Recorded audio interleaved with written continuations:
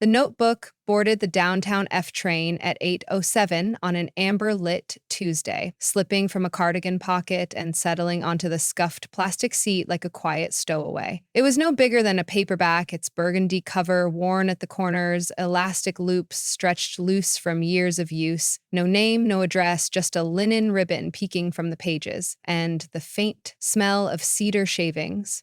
When the doors side closed at West 4th Street, its owner had already stepped onto the platform, oblivious. The Notebook, however, had places to go.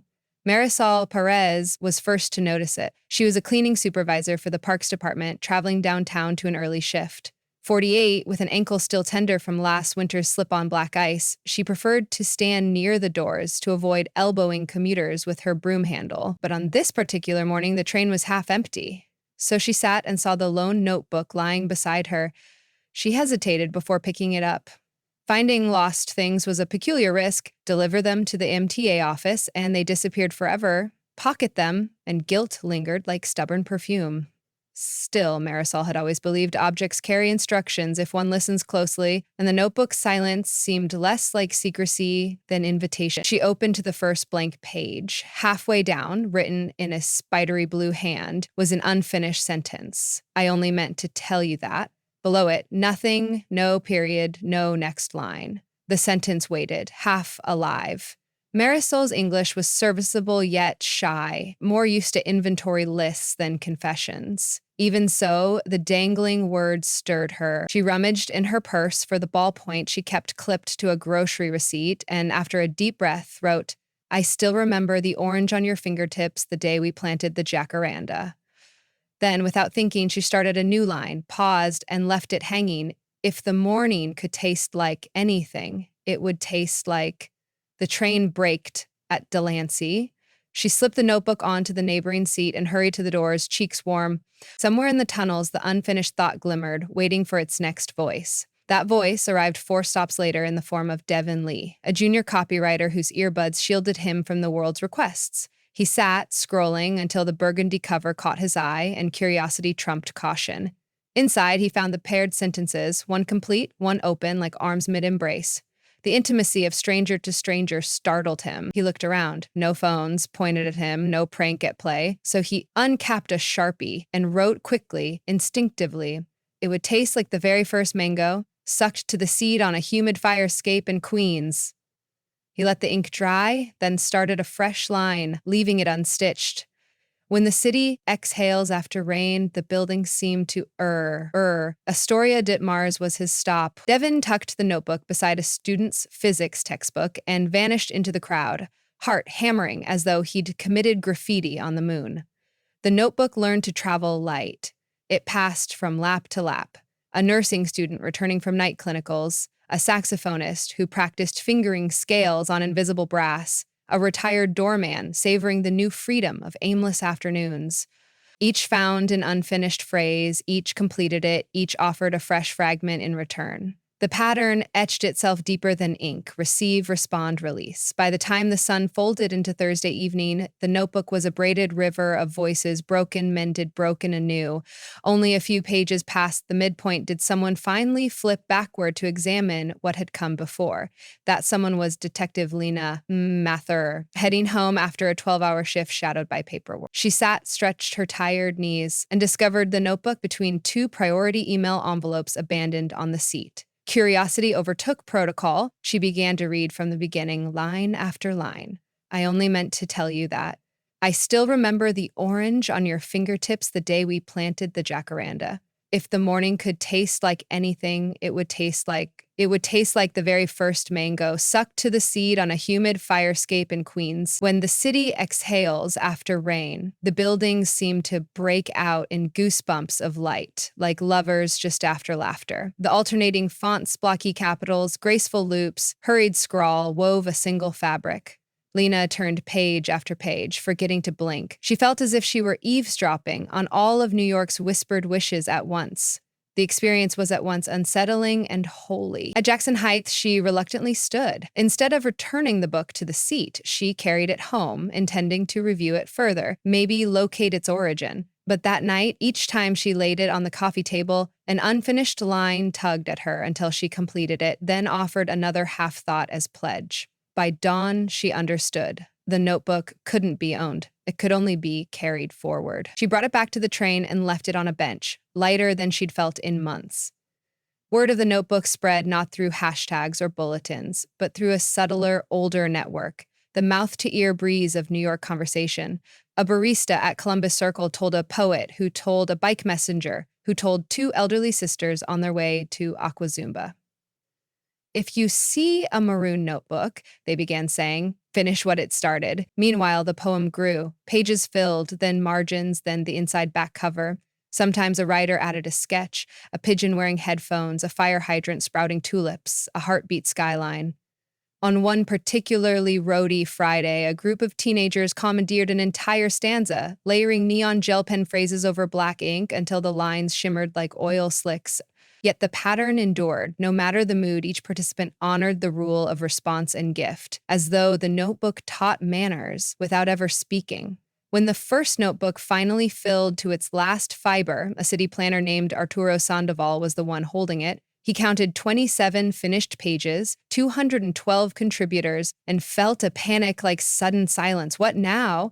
Arturo hopped off at 14th Street, dashed into a stationery shop, and bought an identical notebook. On its first page, he printed, "This story continues, finish the sentence, start another, pass it on." Then he copied the final dangling half line from the filled book into the new one. "The river remembers every stone we've thrown, and still it."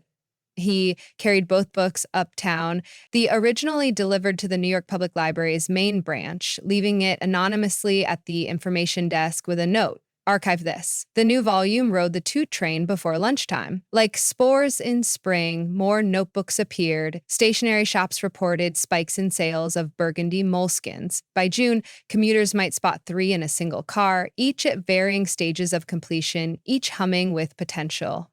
A sub-basement constellation of poems spread beneath the island, stitched together by rattle and break. Mayor Eliza Grant first heard of the phenomenon during a cabinet meeting about signal upgrades. Her deputy mentioned those poem books while summarizing commuter morale. Grant, a former literature major, requested a copy. The following Monday, a messenger delivered a notebook midway through its cycle, already soft at the spine from handling. She read it that evening in the official residence, ignoring her spouse's gentle teasing about homework. The entries spanned 4 languages. Some lines referenced city politics with sly affection. Others confessed heartbreak so raw she felt compelled to sit straighter as though giving testimony. What struck her most was the absence of cynicism. Even when a voice darkened, when the sirens won't stop screaming, "I imagine tomorrow without me," another voice immediately buoyed it, and yet the dawn elbows in, rude with light, demanding we try again. Grant drafted a short speech for an upcoming press conference on infrastructure. Like the subway notebooks, our city is a collaboration of incomplete thought seeking completion. Her communications director trimmed the sentence, but the mayor insisted it stay. Reporters quoted it widely. Late-night hosts riffed in bar rooms from Inwood to Coney Island. Patrons raised glasses to unfinished sentences. Not all responses were gentle. One afternoon, a property lawyer named Todd Kingston, boarded at Wall Street, discovered a notebook and scrawled beneath the dangling phrase, "The shadows gather at the corners of the boardroom until a brisk completion." The quarterly report eclipses everything human. He then wrote a fresh half-line. "If you listen hard enough to the turnstile click, you can hear." Smirking, he left the notebook balanced on the polished shoe of a sleeping college kid and exited at Cortlandt Street, certain he'd salted the poem with corporate dread. Yet 2 stops later, Chanel Ortiz, a high school biology teacher, found the book. She read Kingston's contribution, thought of her lab's pet corn snake shedding its dull skin, and finished, "The applause of skins we've outgrown." She started a new line. "I didn't know I was brave until." The conversation corrected itself, the way a river rounds a stone. Kendra Madison, editor at a mid-tier literary magazine, first encountered the phenomenon while stuck between stations under the East River. She was reading galleys when the lights flickered and the car hushed. Boredom drove her to explore. 2 seats away, a notebook lay nestling in a violinist's open case, as though waiting for its solo. Kendra was no sentimentalist. Her job involved rejecting 99 of every 100 poems, but the collective collage intrigued her. She photographed several pages to study submissions trends later. Back in the office, she reread the photos and felt something thaw. These untutored lines possessed an energy no workshop could bottle, alive with hiccups and non sequiturs, yet coherent in aggregate. She pitched a feature, the subway palimpsest, an oral poem of the 5 boroughs. Her staff loved it. Problem, permissions. Who owned the words? Was it public domain? The lawyers wrung their hands. Kendra rode the trains that weekend, notebook spotting. When she finished a line, she added a code, LM1, LM2, hoping to track the piece's evolution. Others began copying her, marking each entry with cryptic handles. A mild controversy flared online. Was the anonymity part of the magic? Shouldn't the poem remain ownerless? Some feared commercialization, others theft. Yet the notebooks kept circulating, indifferent to debate, absorbing human noise the way the city absorbed weather. Then came the blackout of August 18th. A searing noon melted into sudden darkness when a transformer fire knocked out power from 125th to Canal. Trains halted between stations. Air conditioning died, cell towers hiccuped. Strangers became silhouettes lit by emergency exit signs. Panic simmered. Somewhere, under Rockefeller Center, a battery lantern clicked on, revealing a burgundy notebook on the floor. A teen named Malik retrieved it, fanning himself with its pages. Inside, a lonely half-line trembled. If we are nothing but sparks in a jar, then... Malik passed the book to a grandmother seated opposite. She borrowed a child's purple crayon, wrote, "Open the lid, let us streak the dark." Another passenger angled his phone's flashlight so she could see. Applause murmured. Someone began humming Bill Withers' Lovely Day. The notebook traveled the stalled car, each writer finishing a thought, offering new hope, passing it along like a cup of water on a marathon route. By the time power returned, the entire car had participated. They emerged onto the platform laughing, blinking at the restored fluorescence. News crews capturing blackout recovery footage interviewed them. Soon social media brimmed with video of commuters reciting lines they'd co-written. Hashtags bloomed, streak the dark, notebook poem. The event snapped the notebooks into public myth. Tourists sought them out like scavenger hunt treasures. School librarians ordered class sets, encouraging students to mimic the exercise. On late-night talk shows, celebrities bragged about writing the poem. One senator quoted a notebook line during a filibuster about public transit funding. The map is a heart and every station a pulse. Yet the core ritual endured, afloat above spectacle. Even now, if you descend the steps past the tiled mosaics and the heat slap of subterranean air, you might see a stranger lift a maroon notebook from a seat, hesitate, smile. Maybe that stranger is you? The question of authorship remained unsolved until an autumn morning when the Metropolitan Museum opened an exhibit called Voices in Motion, featuring artifacts of transit culture, vintage tokens, graffiti panels, a set of turnstile arms bent during the 1977 blackout. In the final glass case rested the first filled notebook, pages preserved behind UV-filtered acrylic. Visitors queued in hushed surprise. A placard explained, donated anonymously, circa 2023, collective poem, 212 authors, origin unknown. Across town, Arturo, the city planner who had purchased notebook number 2, waited for a 6 train, hands clasped behind his back. He watched a teenager lift a fresh burgundy book from the bench, read the pending sentence, and graze her lip with her thumb in thought. Arturo didn't intervene. The poem no longer needed shepherds, it had root. Still, he felt a tug, curiosity, longing. He stepped forward. "May I?" he asked, tilting his chin toward the book. The girl nodded, passing it like a lit candle. Arturo read the half sentence. Every echo in this tunnel began as a breath from someone who he uncapped his pen, heart fluttering with responsibility, and wrote, "Refused to stay silent when the world begged for sound." Underneath, a new line. "I give this story to the next hand because..." He looked at the girl, whose earbuds leaked faint reggaeton. Instead of finishing his own line, he closed the notebook and returned it. "You'll know what to say," he told her. The train arrived, doors opened and hailed them inside. Overhead, announcements crackled. Underground, rails shrieked. Between the noises, a pause wide enough for a sentence to begin and end, and begin again. Months passed. Winter scratched at the grates, but stations thrummed warmer than usual, as though the poem generated its own climate. Researchers at NYU plotted the notebook's movements on a digital map, each burgundy dot migrating like a constellation seeking shape. They noted clusters where lines turn mournful, near hospitals, shelters, and crescendos of joy near music venues, parks. One graduate student claimed she could model the city's emotional weather from the syntax alone. But yet no model captured the intangible outcome.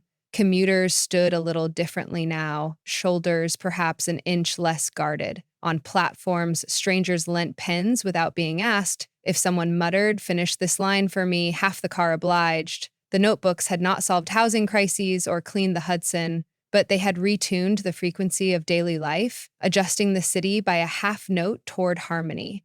On the first warm day of April, Marisol Perez, the cleaning supervisor who'd penned the very first completion, rode the F again.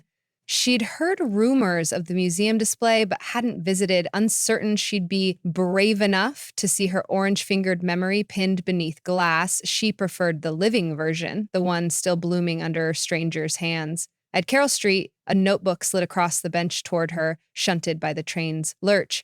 She laughed at the coincidence, or maybe the inevitability. Opening to the marked page, she found a dangling phrase. Somewhere above us, the cherry trees mistake sunrise for applause. And Martiol recalled her jacaranda, now tall enough to shadow the community garden. She wrote, "Petal by petal, they teach the sky how to blush."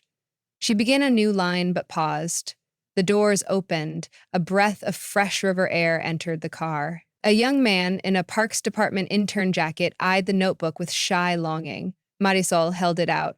"Your turn," she said in Spanish. He accepted, grateful. As the train pulled into the tunnel, Marisol watched him read, chew his lip, uncap his pen. She felt the city's pulse under her soles, rhythmic as broom strokes on brick paths.